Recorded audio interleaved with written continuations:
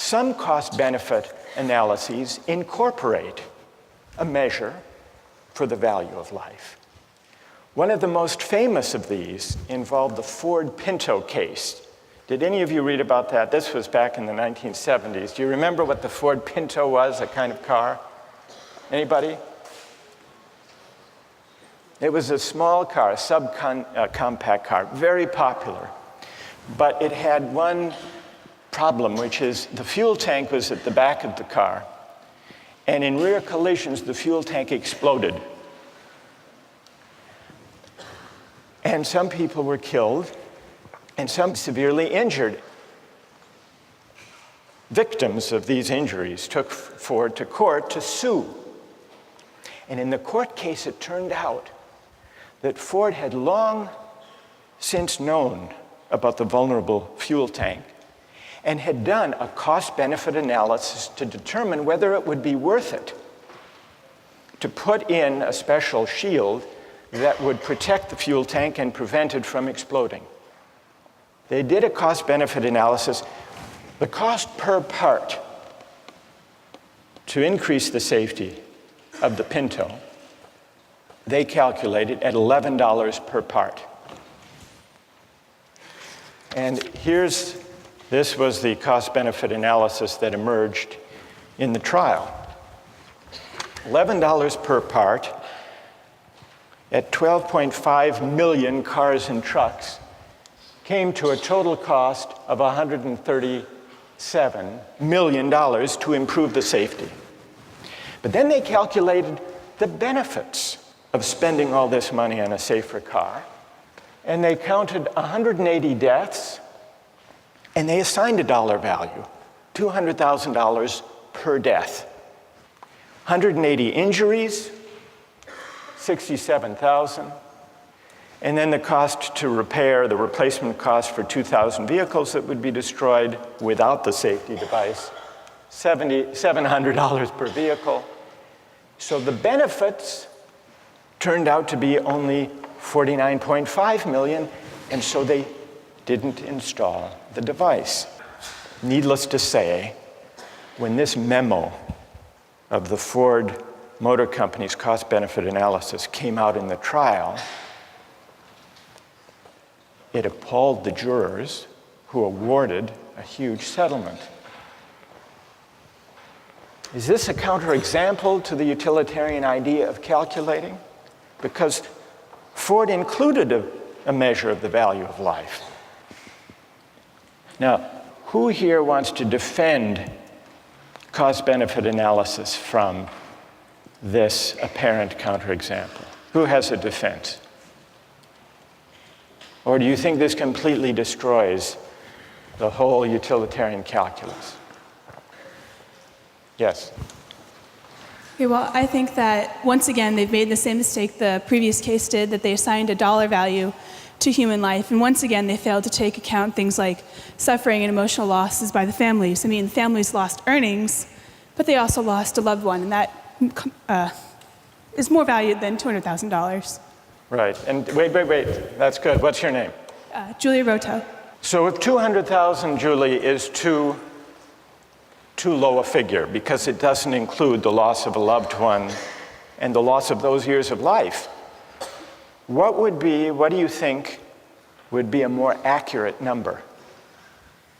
I don't believe I could give a number. I think that this sort of analysis shouldn't be applied to issues of human life. I think it can't be used monetarily. So they didn't just put too low a number, Julie says. They were wrong to try to put any number at all. All right, let's hear someone who you have to adjust for inflation.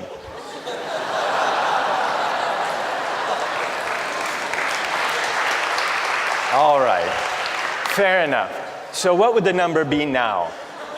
This was 35 years ago. $2 million. You would put $2 million. And what's your name? Wojtek says, we have to allow for inflation. We should be more generous. Then would you be satisfied that this is the right way of thinking about the question? I guess, unfortunately, it is for there needs to be a number put somewhere. Like, I'm not sure what that number would be, but I do agree that there could possibly be a number put on human life. All right, so Wojtek says, and here he disagrees with Julie. Julie says we can't put a number on human life for the purpose of a cost-benefit analysis. Wojtek says we have to, because we have to make decisions somehow. What do other people think about this? Is there anyone prepared to defend cost-benefit analysis here? As accurate, as desirable? Yes? Go ahead. I think that if Ford and other car companies didn't use cost-benefit analysis, they'd eventually go out of business because they wouldn't be able to be profitable, and millions of people wouldn't be able to use their cars to get to jobs, to put food on the table, to feed their children. So I think that if cost-benefit analysis isn't employed, the greater good is sacrificed in this case. All right, what's your name? Raul? Raul. There was recently a study done about cell phone use by drivers when people are driving a car, and there's a debate whether that should be banned. Yeah. And the figure was that some 2,000 people die as a result of accidents each year using cell phones. And yet, the cost-benefit analysis, which was done by the Center for Risk Analysis at Harvard, found that if you look at the benefits of the cell phone use and you put some value on the life, it comes out about the same because of the enormous economic benefit of enabling people to take advantage of their time, not waste time, be able to make deals and talk to friends and so on while they're driving. Doesn't that suggest that it's a mistake to try to put monetary figures on questions of human life? Well, I think that if the great majority of people try to derive maximum utility out of a service like using cell phones and the convenience that cell phones provide, that sacrifice is necessary for satisfaction to occur. You're an outright utilitarian. Yes. Okay.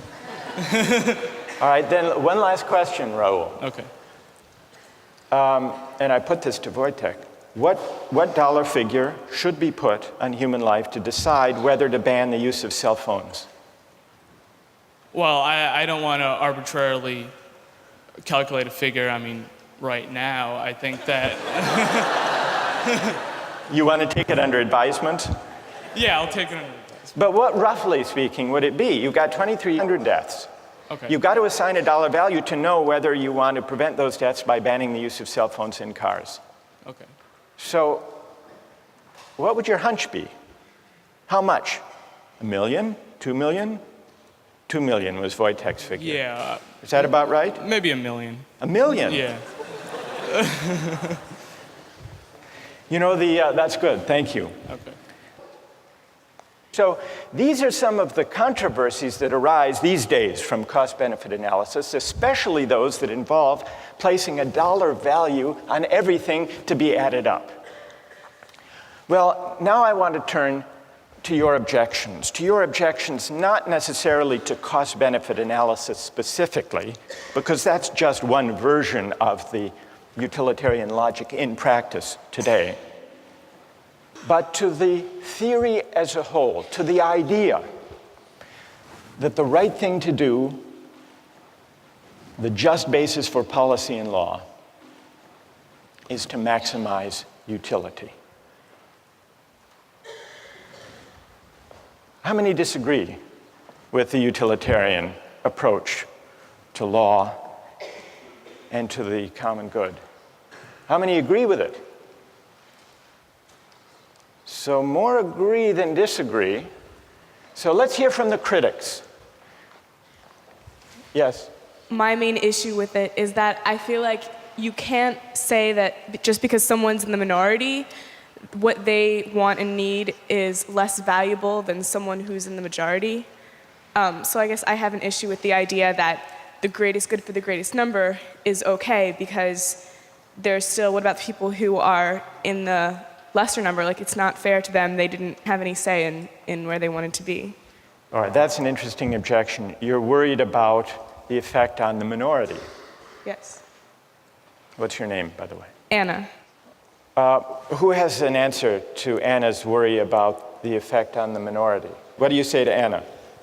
She said that the minorities value less. I don't think that's the case because individually the minority's value is just the same as the individual of the majority. It's just that the numbers outweigh the minority.